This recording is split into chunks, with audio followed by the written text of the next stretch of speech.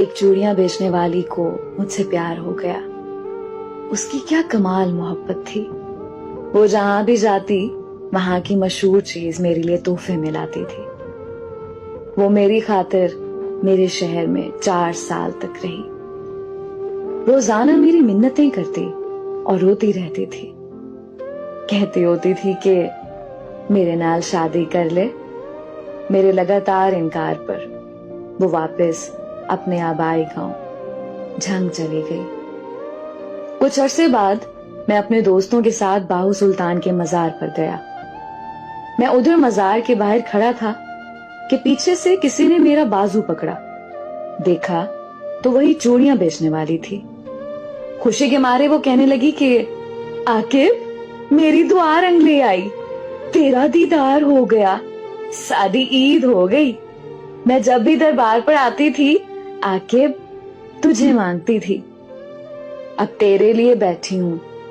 شادی نہیں کی. پھر اس کی آنکھوں میں آنسو آ گئے. کہنے لگی بھیک منگنا چوڑیاں بیچنا میرا قصور تو نہیں ہے نا. یہ تو میری قسمت کا میرے نصیب کا قصور ہے. تو سزا مجھے کیوں مل رہی ہے. وہ سب کے سامنے میرے گلے لگ کے رونے لگی. کہنے لگی کہ ایک دفعہ میرے ساتھ میرے گھر چلو. میرے پاؤں پکڑ لیے. سب لوگ دیکھ رہے تھے. میری بہت بےزتی ہوئی. لوگوں کا مجمع لگ گیا. دوستوں نے بولا کہ چلو ایک دفعہ ہو آتے ہیں. میں نے ہاں کر دی. تو وہ بھاگ کر گاڑی میں بیٹھ گئی. اس کا گھر 50 کلومیٹر دور تھا. سارے راستے وہ بہت خوش تھی.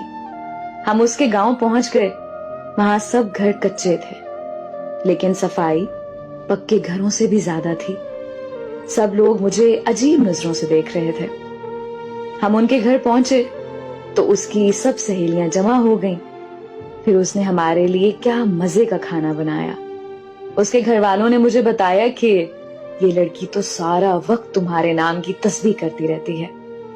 اور پھر جب ہم واپس آنے لگے تو اس کی آنکھوں سے آنسو نہیں رک رہے تھے. میرے ہاتھ چوم کر کہنے لگی کہ تیرا قصور نہیں ہے میری قسمت کا قصور ہے جو میں چوڑیاں بیچنے والی کے گھر میں پیدا ہوئی. بڑی مشکل سے ہم سب نے اسے چپ کرایا اور پھر ہم واپسی کے لیے نکل آئے. میں کار کے شیشے میں سے دیکھ رہا تھا کہ وہ تب تک دیکھتی رہی جب تک ہماری گاڑی اس کی نظروں سے دور نہیں ہوئی. وہ ہماری آخری ملاقات تھی. پھر ایک دن میرا اس سے ملنے کو دل کیا تو میں اس کے گاؤں چلا گیا. اس کے گھر والوں نے بتایا کہ تمہارے جانے کے بعد وہ بہت بیمار رہنے لگی تھی. کھانا پینا ہنسنا سب چھوڑ گئی تھی اور ایک دن اس کی موت ہو گئی.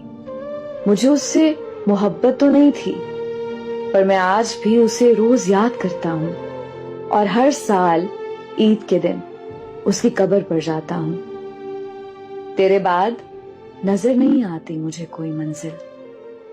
کسی اور کا ہونا میرے بس کی بات نہیں.